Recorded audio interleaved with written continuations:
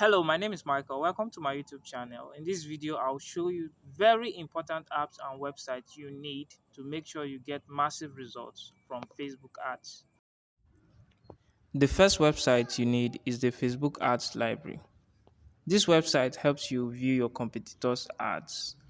To visit the Facebook Ads Library, simply search Facebook Ads Library on Google, then click on the link that will display. When you click, you'll be required to choose a location where you wish to view ads. After choosing your location, you have to choose an ad category. Search the page name or the key phrase of the page ads you wish to view. You will be able to see all the ads from the Facebook page. You can also view details about the ads and about the page. The second app you will need is the Facebook Ads mobile app.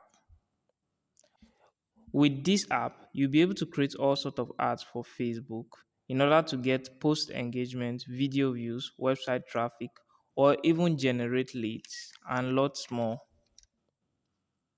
Lastly, you need this app. This app is very important for all your graphic designs when it comes to Facebook. The name of the app is Canva. I'll be leaving the link in the description box. With Canva, you'll be able to create video Facebook ads or image Facebook ads. You could even create amazing Facebook carousel ads making use of Canva.